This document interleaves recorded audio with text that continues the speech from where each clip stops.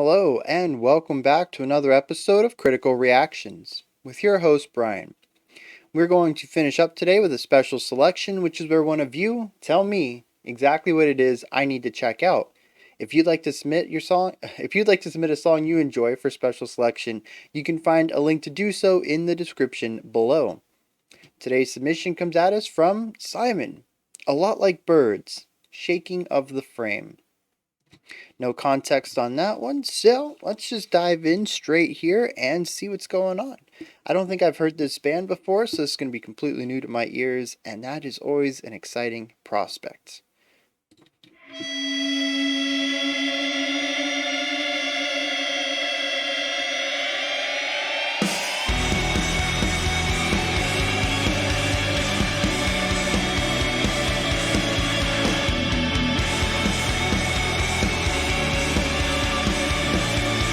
That little lift there on the third chorus, or third chord.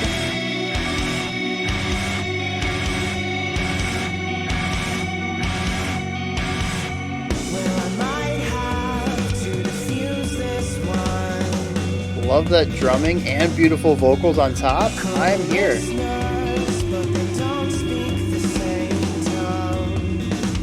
And it kind of shifted to more of a haunting vibe right here. Let's see where they take this.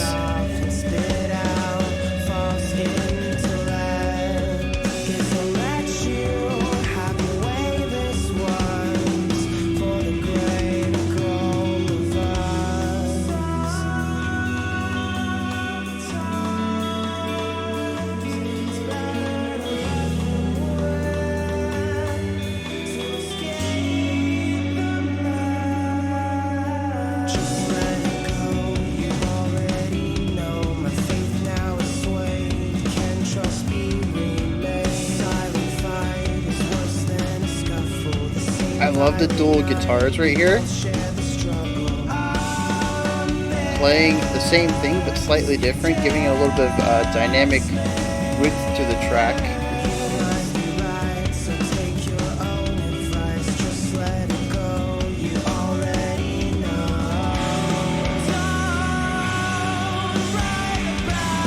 Halftime in it. I love all the tom work in here. This is phenomenal.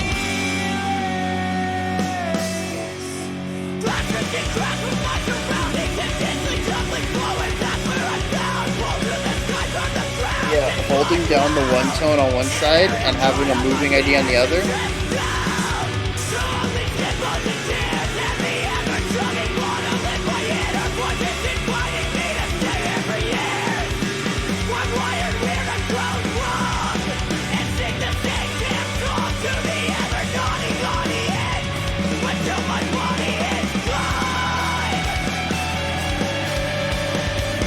Got those offbeat cymbal hits, that's interesting.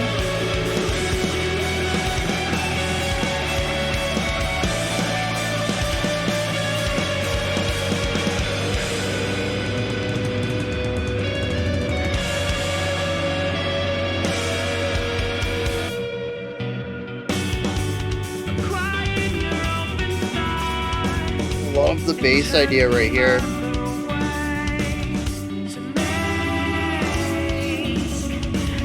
Yeah, that delayed strike.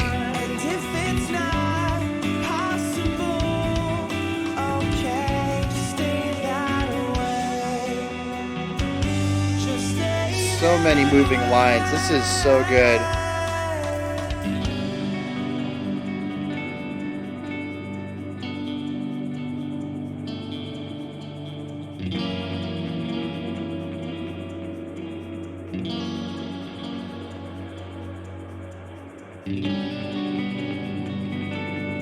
Yeah, that triplet reverb on the left.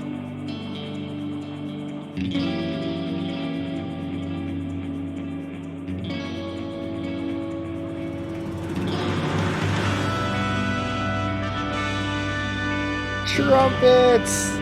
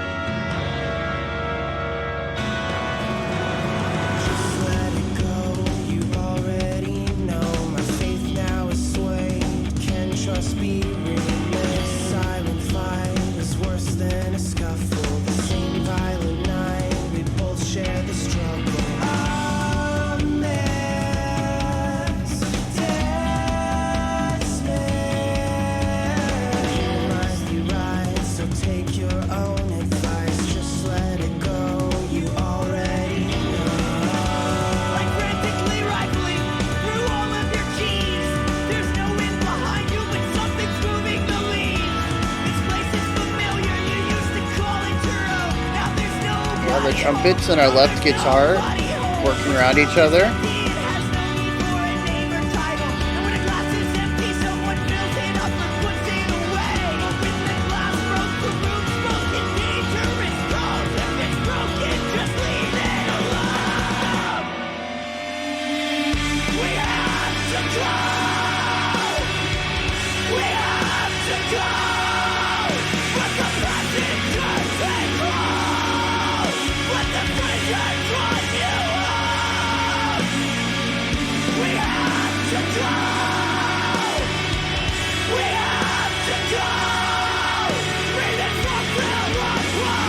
I like that clean vocal sitting above the harsh.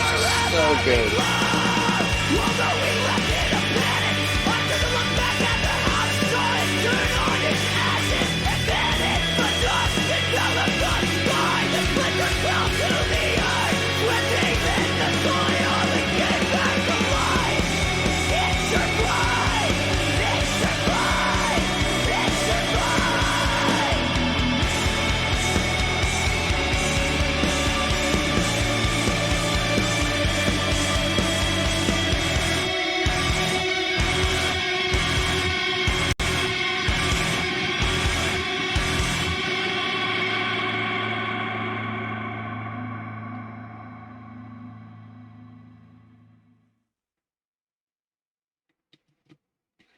Yeah, so very narrative from my perspective. It feels a lot like Law Dispute, where our vocalist is sort of just telling a story to us, and the music is wrapped around that, and it gives the song a bit more of a linear drive, which I think is really cemented in the fact that there's only one repeated section, at least from what I remember, which was our chorus.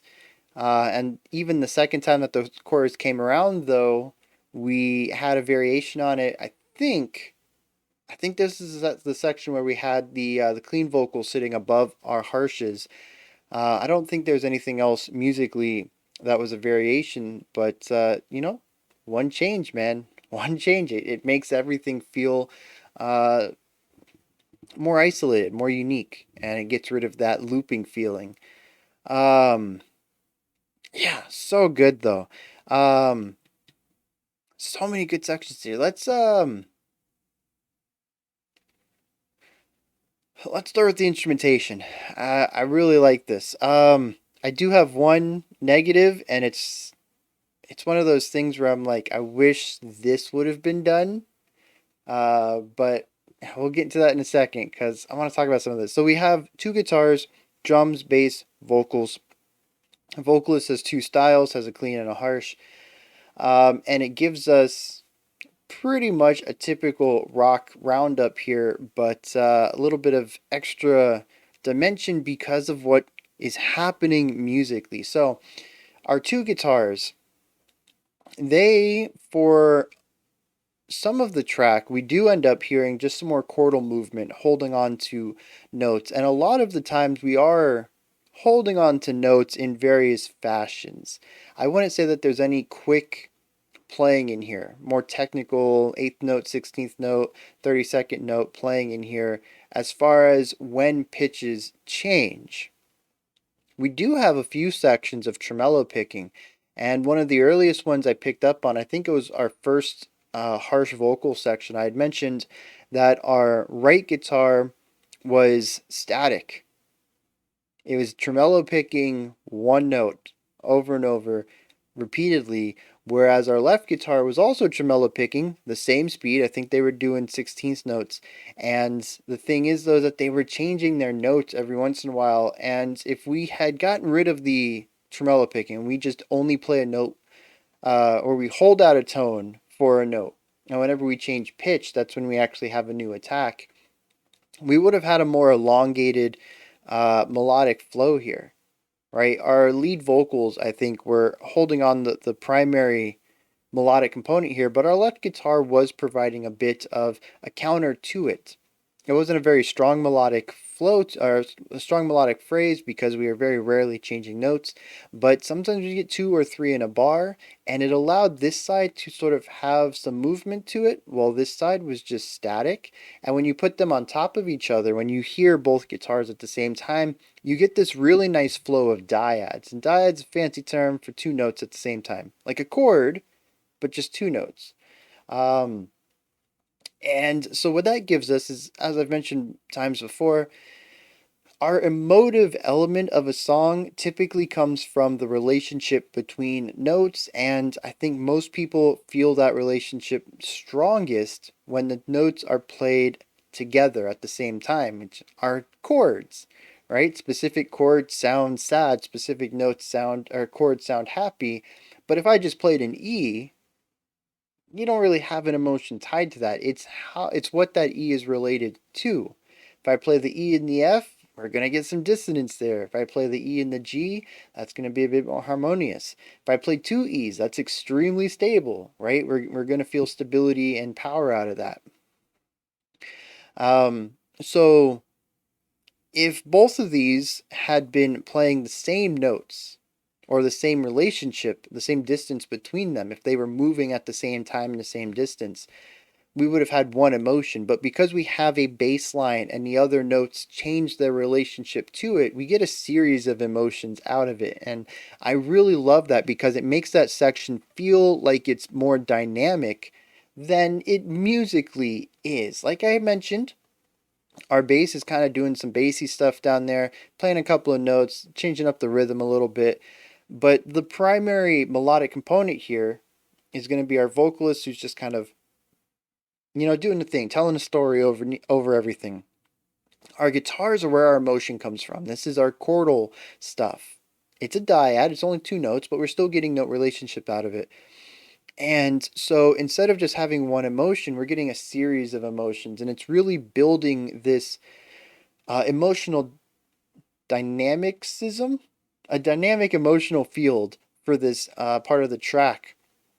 And it always feels like it's moving forward, and it's what carries this section along, at least for me, and provides it this forward momentum, even though it's one of the slower sections of the track, other than the halftime feel that we get into later. But it is one of the chiller sections, but it still has this forward momentum and drive that every section has. It finds that drive through the emotional turmoil, the emotional journey that it goes on, and I think that's phenomenal. There's a segment later where we have a bass idea that is playing something melodic. It's changing notes often, but it also is a bit rhythmic. We get two notes here and then a pause, and then three notes and then a pause, and then four notes and then pause, and then like two notes. And it kind of has this syncopated bounciness to it, but it also changes notes on pretty much every hit. So it does have this sort of ebb and flow, this breathing. You have the breath in, and then you have the notes, and then the breath in, and then the notes, and then the breath in. And through that, we get this very human melody that is running counter to the melody that the left guitar is playing. So we got a little bit of counterpoint there, and I think we had clean vocals at this section too. Just a really gorgeous moment to hear them layer on the way that they do, which I think is something I want to touch on soon.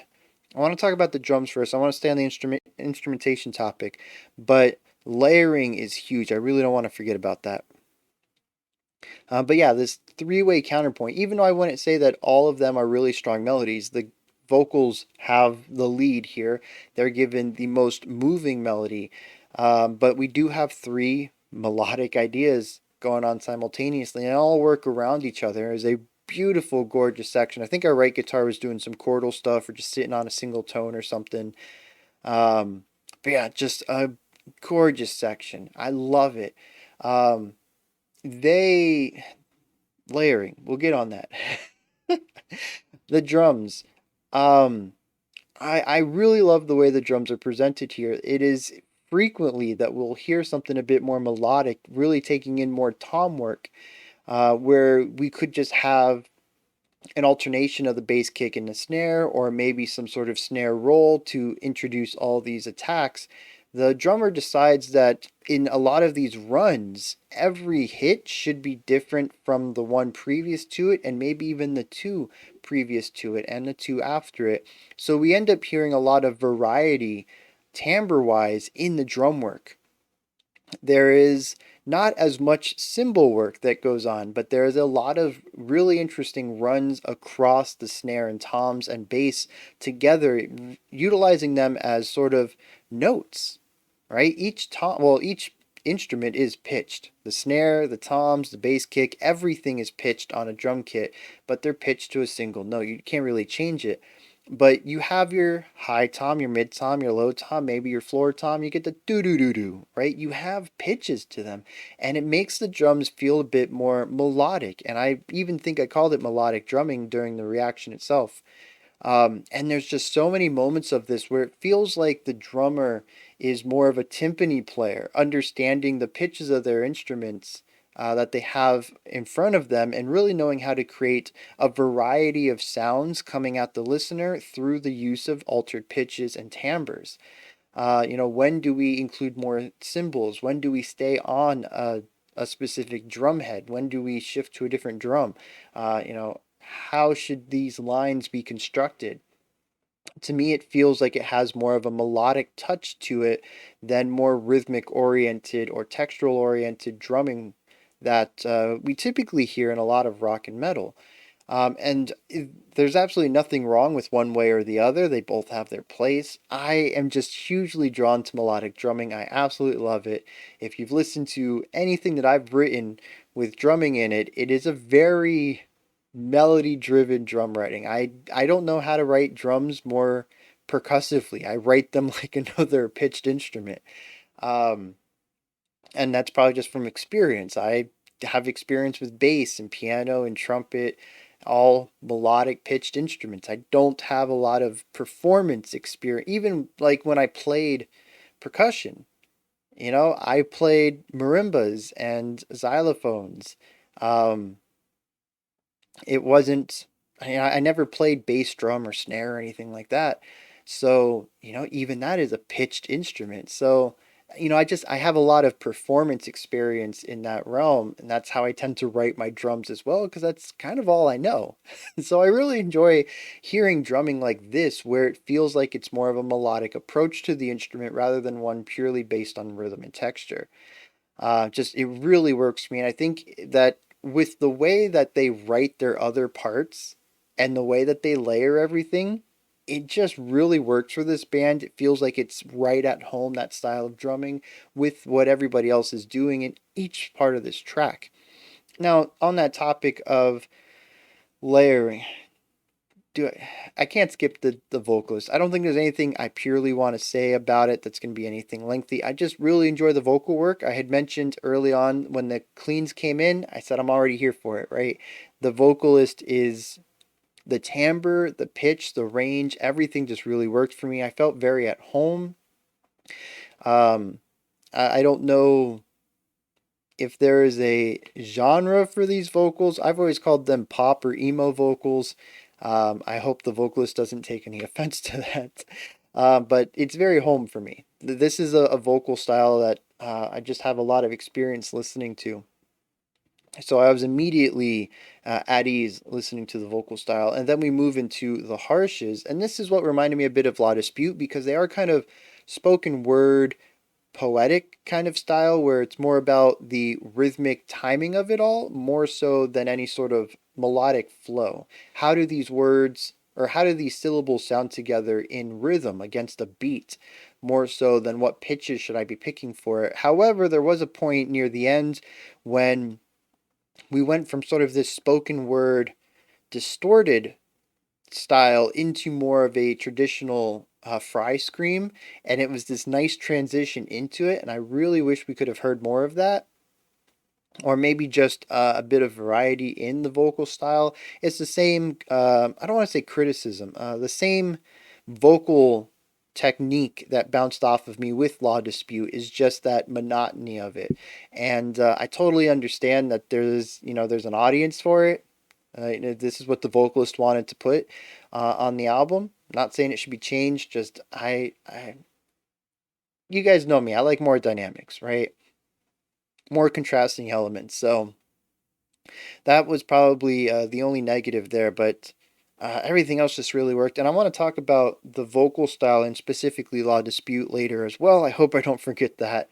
Um, layering, layering, layering, layering. This is where the band excels. 100%. They start with a single idea. Maybe they don't. I don't know how the writing process goes with them. But at least to me, it feels like they start with a single idea. They have a guitar line or a bass line. You know, what can we put on this? But we can't add straight chords. And that is the stipulation I feel like sits throughout so much of this, is that there are no points when someone's just vamping on some chords, just over here laying down four on the floor or eighth notes of just the current chord they're on. And so the chord tends to be something that is a bit more elusive. It is a collection of all the notes that are presented in a bar or in a phrase, but it is not something expressly shown. And it's an understanding that a chord can be felt. So remember I talked about emotions were created by the notes, the distance between two notes, and most people feel this most strongly when they're played simultaneously. Sorry, when they're played simultaneously. Some people can feel the collection of notes. Somebody can play a melody and you can suss out what notes were being presented, which notes were not in that melody, and figure out what chord you're in, what key you're in specifically, if you wanted to, what mode of the key you're in. And through that, you can feel out the chord through the larger idea. Now, sometimes I can do this, sometimes I can't. It really depends on the speed of the notes. Like I've mentioned in the past, there's definitely a point where guitarists play so fast that I don't really have time to hear the notes themselves, and I kind of lose track of the melodic ideas and the chordal ideas going on. But definitely on slower stuff, I can feel out the chord of a melody, right? There are times when a melody is going and you hear a note and you're like, well, that was, I'll say that's a spicy note. They're pulling outside the chord or they're coloring outside the lines. That's exactly what's happening. I can hear the chord, even if no one's outright playing it, and I can tell when something's out of place.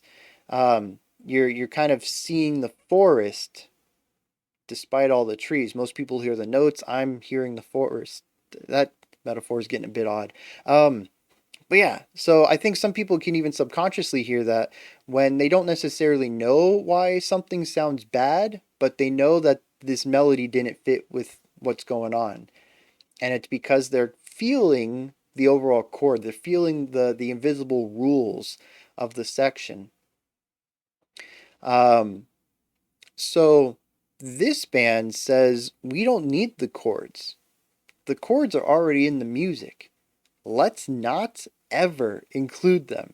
And that's not to say that they don't ever do it. In fact, I might have even missed it in this track. There might have been a section where that happened. But for the majority of the time, most of the instruments are playing just one note. And the purpose for that is to create moving concepts because the chord is already intrinsically applied to the music by nature of having notes being played. um, so when we layer things, we don't ever have to worry about foundational. Everything can be quasi-moving. Everything can have a bit of drive. This is why our right guitar is oftentimes just sort of tremolo picking a bass tone. Not bass like lower end, but BASE, like normal, foundation, home bass. Um, and our left guitar has moving ideas, and our bass sort of just kind of does stuff. Occasionally, we'll have something that is closer to what our right guitar is doing and just kind of laying down a foundational concept, but our bass also dances around ideas often. It has a bit of a more of a moving direction, a melodic flow to a lot of the bass lines. Um, so it's just really neat that this song barely has any foundational concepts, and through that we have a layering of typically 3 to 4 ideas that are all moving and have direction and momentum. They're not about filling this moment, they're about pushing through it and pulling the listener to the next. The foundation is about creating the identity for this moment. That's your atmosphere and your chord progression and any environmental sounds. That's about telling you what's happening here. But the chord is intrinsically presented through the dyads, through the melody in our vocals. And so every instrument doesn't need to color in what's happening now. They need to lead us through the story, which brings it back to this idea of feeling like I was on this journey, a linear journey throughout this track, because every instrument is layered in such a way to do that expressly. And what we end up getting is a series of musical sections where there are always more than one, sometimes more than two things going on at any time that are all doing the spotlight thing. They may not all be in the spotlight, but they're all being presented in a way that showcases what the section is doing and where it is going. There is always this forward push in everything. So we get these really nice layered sections that create these nice moving concepts all throughout the track, and it is just a phenomenal way to go about writing music. And now that I think about it, my album of the year last year did this as well. Hail the Sun, New Age Filth. Yeah, there's almost every moment I can think of. There are a couple of times that they kind of move down towards chordal stuff, but usually it's not. Usually everything is moving. The guitars, the bass, the vocals, the drums. Everything's just got this forward momentum, layered momentum. I think that's what I want to call it. Layered momentum that continues to push everything forward and work primarily with single line melodies rather than giving anybody specifically the chordal job. And I really like that. I think it works well for my specific taste in music. And now that I'm really noticing it and vocalizing what it is that's happening, I think I might search for it more because it really does work for me, I think. I think the last thing I want to touch on before we go into the lyrics is the vocals. I had already compared them to La Dispute's vocals, but as you guys know, when we did the La Dispute album, Wildlife, I think it was, that was one of my big negatives, was the vocal work. But here, I kind of praise it. I said it was a bit more monotonous, but it does work for me better here. And part of that's going to be the contrast, right? We have the cleans to work against it or to support it, however you want to look at that, to create contrasting elements to the harshes. But there's also something different on the production level here that I think really works for me. What I remember from La Dispute's Wildlife is the vocals sitting so far up above everything else and the other instruments not really doing a lot. And I don't know if that's because they have one less guitar. I don't know if that's because they had a completely different angle on how to craft the music. But here, the vocals were often pushed a little bit down into the mix. Sometimes the guitars actually overshadowed them in a couple of sections just by a hint. Not, super pushed down into the mix like death metal or black metal, but you could definitely feel that the guitars were just a little bit higher than it. Kind of felt like it was closing in around the vocals just a tad. But also because the music around it, as I just mentioned, has a lot of momentum and movement and melody. The three big M's, momentum, music, melody, um, that at least for me can help present something to key into and listen to other than the monotony so that it can become more of that rhythmic um, like meditative thing going on, the underlying repeated nature. And that didn't really happen for me with La Dispute. The vocals were king on that entire album, and it was more difficult to, I don't want to say ignore them, but kind of push them into the background to make them white noise against the rest of the music. And it worked here for that. Um, and it kind of presented, like a lot of people have told me with death metal and black metal, a situation where the vocals can become a texture of the song. But it was done in a way, like I said, where it wasn't completely overshadowed and stuffed into the mix that you can't hear it. And I still picked up on bits of the story here and there. I picked out words and syllables and stuff. So it wasn't too far in that it became obscured what the vocals were doing. They still had presence, and as I've mentioned many times, they are the element in the spotlight. They're still clearly heard, but they're not so far above the band that it makes it difficult to view them as more of a textural thing, which is what they become when they go into the harshes. They lose the melodic component and they lose really any sense of flow at all outside of rhythmic and texture. They become a textural aspect to the track, and the mix allows them to become that. You'll notice the clean vocals sit above the music. And I just really like that part of the production that at least allows these vocals to sit in the range they're supposed to. Well, that's a word. The part of this track that I think works best for them, according to my own subjective biases, um, and allows the rest of the music to stand out on a way. So yeah, it's I didn't not enjoy them, not in the same way that I kind of didn't enjoy the vocals on Wildlife. So I wanted to point that out because it was something that I was thinking about often throughout this reaction. Was the vocals did remind me of Wildlife, but Wildlife they bounced off me, and here they weren't bad. I was trying to reconcile what that might be. So I don't know if that's those last 5 minutes meant anything to anybody else. Might have just been a personal thing right there, but it was really nice for me to vocalize that, because that is something I have tried to do a lot on this channel, is figure out not just what my biases are in music, but also to vocalize them and put them into thoughts and words in a way that can be categorized and spoken about, rather than just saying I don't like that and I don't know why, or I do like this and I do know why. I want to really dig into why I like things and why I don't, because it helps me understand my relationship to music a little bit better. All right, so let's dive into some lyrics here. Wow, this is just a wall of text. Um, Well, I might have to diffuse this one, call the listeners, but they don't speak the same tongue. Send me away, you laugh and scoff and spit out false intellect. Guess I'll let you have your way this once for the greater goal of us.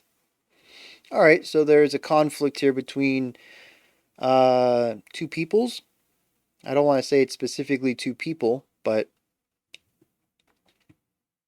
there are at least two groups. There's a conflict between them, and one side is willing to be the bigger person and say, you know what?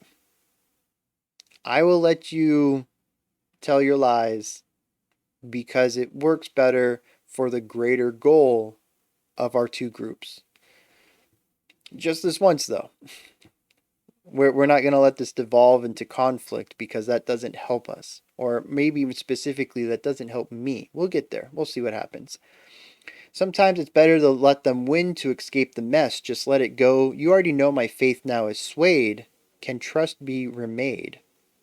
The silent fight is worse than a scuffle, the same violent night, and we both share the struggle. A miss, dismiss. You might be right to take your own advice. Just let it go. Don't write about love, no more cliches, no more delays, glass wrist grasp of my surroundings and dizzily shuffling forward. That's where I'm found, pulled to the sky from the ground and spun round. In an aerial court of my peers and stripped down to only skin, bones, and tears, and the ever chugging monolith, my inner voice is inviting me to stay here for years. Very cool flow. I love the way we get all these interline rhymes that helps the rhythmic flow and the lyrical flow, the linguistic flow of the lines really move forward in a way that lines up with what a lot of the instruments are doing. I don't know if this is where we're singing or yelling or anything. That's one of the big downfalls with this format of reading the lyrics post, is that I don't know where some of these things line up with the emotion of specific tracks or what specific instruments are doing. But we have this, that's where I'm found, pulled from to the sky, from the ground and spun round. We have all these little accented beats that kind of give it a bit more of a feeling of that natural flow we get from a lot of wordsmiths and hip hop. I don't remember hearing this though. It sounded more like speech, where the rhythmic flow of the sentences were defined on how they would be said in natural conversation, more so than how they would fit within meter. But it is interesting that they are written more poetically than they came off as, which is very cool, at least in my ears. Um, Although what all this means, I'm still kind of just at this point where there are two people in conflict, and one has decided not to push any issues at the moment because, as they say, sometimes it's better to let them win and escape the mess, right? To get rid of that, to not do the conflict.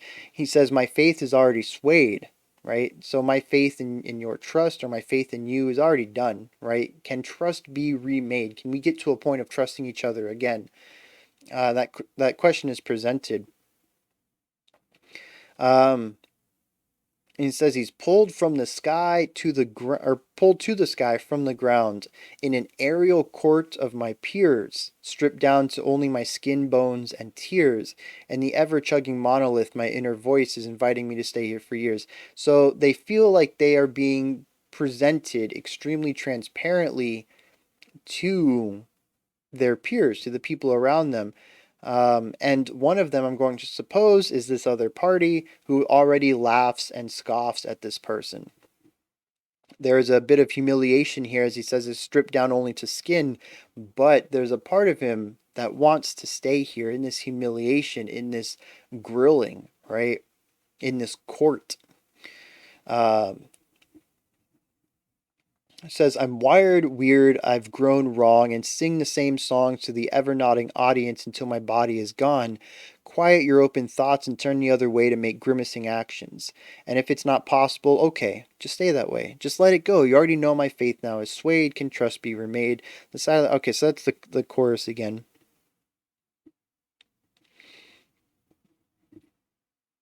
All right. Da, da, da, da, da. Like frantically rifling through all of your keys, there's no wind behind you, but something's moving the leaves. This place is familiar, you used to call it your own. Now there's nobody home. No, there's nobody home. Once a room is empty, it has no need for a name or title, and when a glass is empty, someone fills it up or puts it away. But when the glass is broken, the room spoke in a dangerous tone. If it's broken, just leave it alone. That's good because it revisits the idea of the empty room, looking at the idea of an empty glass, and the room itself is saying that it's broken. Just leave it. So I think they're saying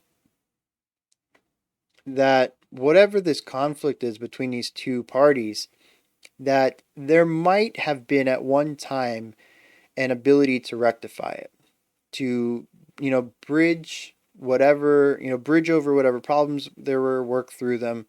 But that time is gone, right? This room of when these two parties would be together is empty. There's no point in even calling it the room anymore. And, we can extrapolate this out to the idea of a relationship. Like I said, I don't know if it's two people. I'm still sticking with the two parties, but there's a relationship between two parties. And if they're not in a relationship anymore, you can't call it a relationship. It no longer needs a name. And says that if when the glass is empty, there's a little bit of a metaphorical shift here that I'm not exactly sure it works well, but I like the way that it brings the room back, so I'm going to let it slide. It says that when the glass is empty, you can fill it back up or put it away, and that's what we can do with this relationship title, is we can try to make it work or whatever, but if it's broken, you just have to leave it alone, right? So whatever connection these two parties might have had prior to the strife between them now, there is no reconciling it, right? It is now broken. You need to leave it alone. Go your separate ways. What is it says? Take your own advice. Just let it go. Let the passenger take hold, let the stranger drive you home. We have to go, we have to go. May the song fill up a hole, may the room with no purpose forever be closed. Although we left in a panic, I took a look back at the house, saw it turn on its axis and vanish. The dust enveloped the sky, the splinters fell to the earth, swam deep in the soil and came back to life. It survived. That's interesting because, up to this point, the house, which I still think is the metaphor for whatever relationship existed here between these two parties, um, they said we have to let it go, right? And may this place forever be closed. It no longer has a purpose. And we left in a panic, right? We left the house. We went our separate ways in a panic.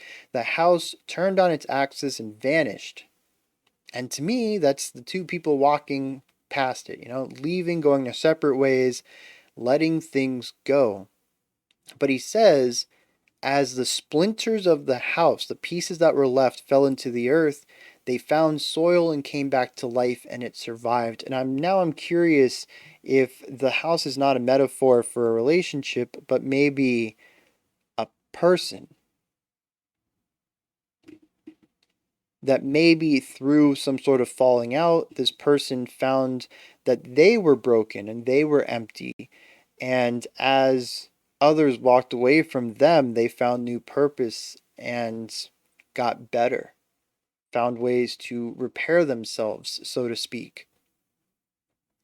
I don't know.